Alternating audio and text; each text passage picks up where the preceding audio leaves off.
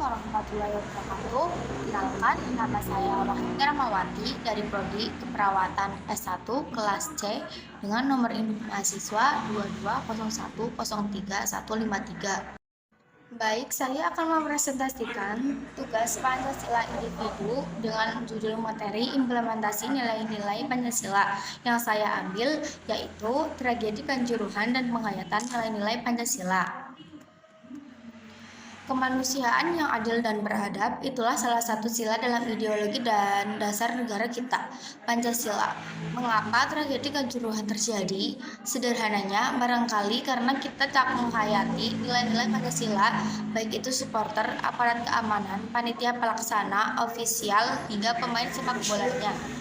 Bukankah program belajar Pancasila sudah berjalan? Jangan sampai ia hanya sebuah jargon proyek kebudayaan di tanah air. Asosiasinya dalam konteks sepak bola tanah air dan muncul imajinasi bawah sadar. Macam pemain Pancasila, wasit Pancasila, pelatih Pancasila, aparat Pancasila, dan supporter Pancasila. Pendek kata, lahir manusia yang berpancasila dalam segala lini kehidupan.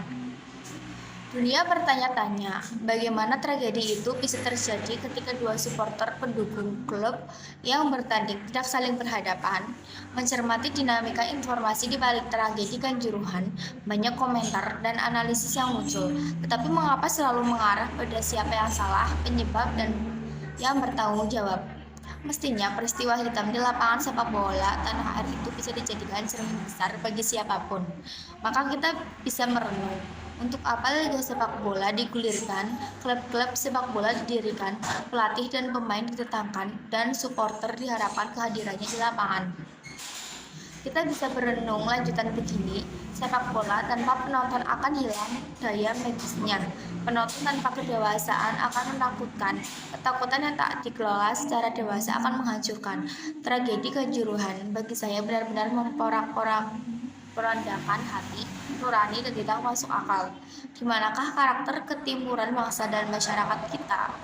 Berikut renungan menarik didaras dalam-dalam, diolah dengan mesin logika, kejujuran, dan disuguhkan penuh dengan aroma cinta yang mendalam. Yang pertama, ternyata kita belum dewasa dan belum profesional. Ini pesan pertama dari tragedi kemanusiaan di balik gelinding bola yang mestinya berkeadaban. Bahasa bolanya fair play. Kedewasaan butuh proses, karena itu butuh kesadaran dan waktu yang cukup. Kejujuran siapapun yang terlibat penting dijadikan jembatan penjagalan diri. Apa, bagaimana, dan mengapa kita mestinya menyelenggarakan, menikmati, bermain, dan mengawal sebuah pertandingan sepak bola. Yang kedua, ternyata sepak bola berkaitan dengan kematangan psikologi pribadi, psikologi massa, dan psikologi aparat. Saya jadi ingat tulisan Dimas Sutanto puluhan tahun lalu bahwa Indonesia kita adalah bangsa yang sakit jiwa. Benarkah demikian jika kita simak tragedi Kanjuruhan? Rupanya masih ada budaya saling menyalahkan, kurang saling terbuka, keinginan selalu menanggung keuntungan, dan jiwa yang tak mau bertanggung jawab dalam diri kita. Siapakah penonton yang pertama kali turun ke lapangan itu?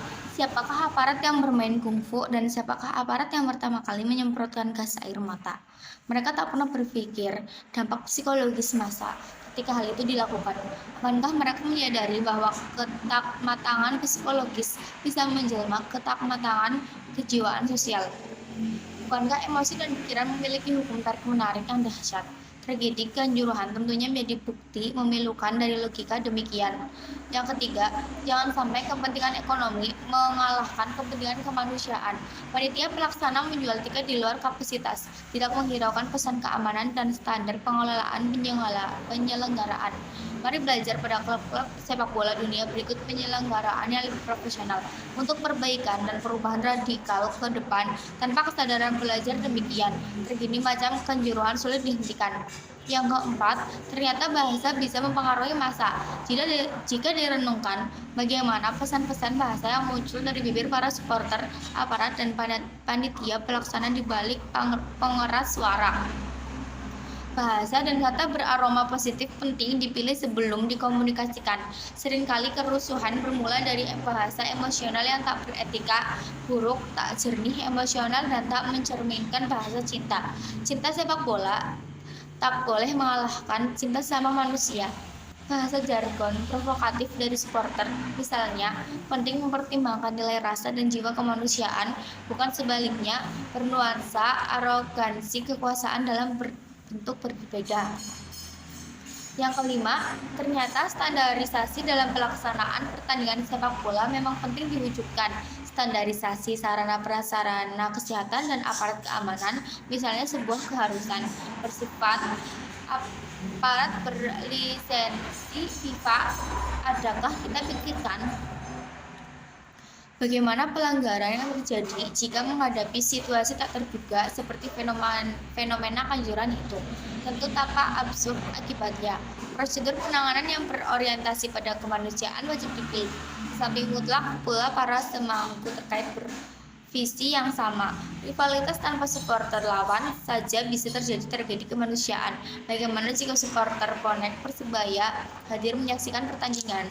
Rivalitas dalam sebuah pertandingan itu penting, tetapi rivalitas yang fair dan menekankan keadaban dan berkebudayaan jauh lebih penting.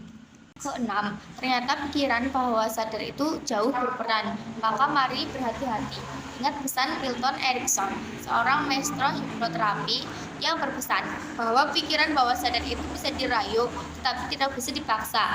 Bahkan dalam teori, pikiran bawah sadar yang menentukan segala hal dalam perilaku kehidupan manusia adalah pikiran bawah sadarnya.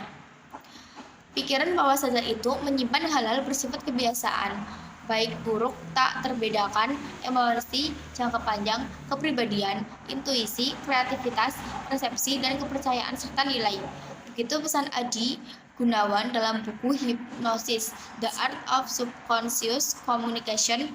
Bawah sadar, aparat keamanan, dan supporter tentu jelas dalam memori masing-masing adalah sesuatu yang berhadapan, berbeda kepentingan dan tujuan.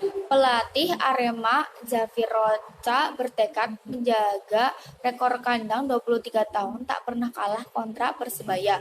Apa yang terpatri di bawah sadar para supporter dan pemain Arema FC, faktanya jago kesayangan dikalahkan lawan tanpa pendukung, memalukan. Itulah barangkali muasal emosi yang tak terkendali di sudut pengelola aparat yang represif dan dibalut ketakmatangan mental supporter pendukung. Jelas bawah sadarnya tak mau kalah, butuh ekspresi, sayang salah pengungkapannya. Bagi Erikson, pikiran bawah sadar itu sesungguhnya bersifat unik. Pikiran bawah sadar itu terpisah dari pikiran sadar, merupakan gudang penyimpanan informasi, potensi yang belum digunakan, sangat cerdas, sangat sadar, mengamati dan memberikan respon dengan jujur, menyerupai anak kecil, sumber emosi, dan bersifat universal. Bawah sadar yang dikelola dengan baik sesungguhnya akan menjadi kekuatan dan jika salah jenis menjadi bumerang. Karena itu, saya sangat susah memahami julukan Singoedan untuk tim Arema. Bagaimana imaji bawah sadar yang terbangun di pikiran Aremania dengan gabungan dua diksi yang menunjukkan kegarangan itu. Yang ketujuh, ternyata nilai-nilai Pancasila belum menjadi nafas dalam sepak bola tanah air. Jika karakter yang ingin diletakkan pada program nasional pelajar Pancasila, maka masyarakat bola dan pemain pun penting mencerminkan nilai filosofisnya. Karakter pertama dari pelajar Pancasila misalnya adalah beriman, bertakwa kepada Tuhan Yang Maha Esa, dan berakhlak mulia. Jika cerminan karakter pertama manusia, Pancasila ini terwujud, maka kerusuhan hitam kanjuruhan itu tak akan terjadi. Akhlak mulia adalah akar cinta sesama, pintu kesadaran masyarakat, jembatan jiwa yang berbudi, dan kompas kesadaran yang akan terus mengendalikan kebaikan, baik dalam pikiran dan perbuatan yang bijaksana.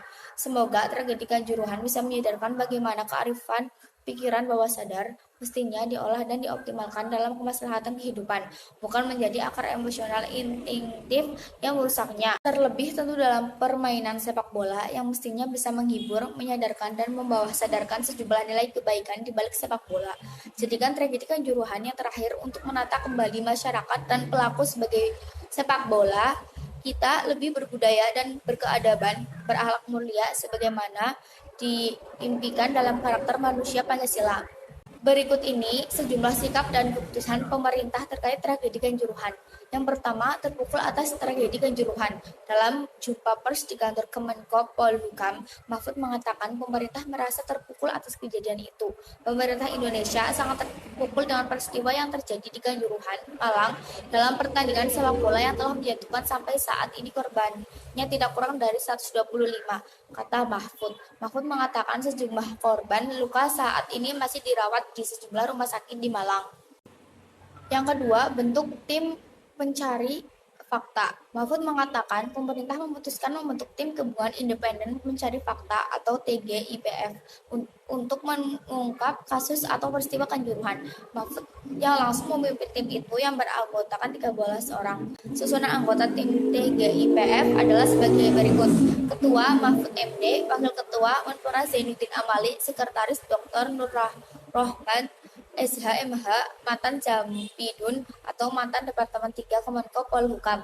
Anggota yang pertama Profesor Dr.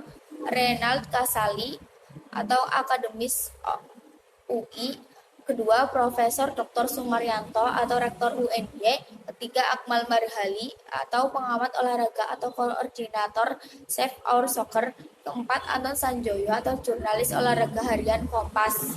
Yang kelima, Nugroho Setiawan atau mantan pengurus PSSI dengan lisensi FIFA. Yang keenam, legend TNI Purn Doni Monardo, mantan kepala BNPB. Yang ketujuh, Majen TNI Purn Dr. Suwarno SIP MSc, wakil ketua 1 KONI. Yang kedelapan, Irjen Pol Purn Sri Handayani, mantan Wakapolda Kalimantan Barat. 9, Lado M Syarif SH LLM PhD Kemitraan. Yang terakhir, Kurniawan Dwi Yulianto atau mantan pemain timnas atau APPI. Itu yang tugasnya kira-kira akan bisa diupayakan diselesaikan atau bisa diselesaikan dalam waktu 2 atau 3 minggu ke depan, ucap Mahfud. Yang ketiga, gratis biaya pengobatan korban. Mahfud mengatakan Presiden Jokowi sudah memerintahkan Menteri Kesehatan Budi Gunadi Sadikin supaya memberikan pelayanan penuh dan menggratiskan seluruh biaya pengobatan terhadap korban tragedi Kanjuruhan.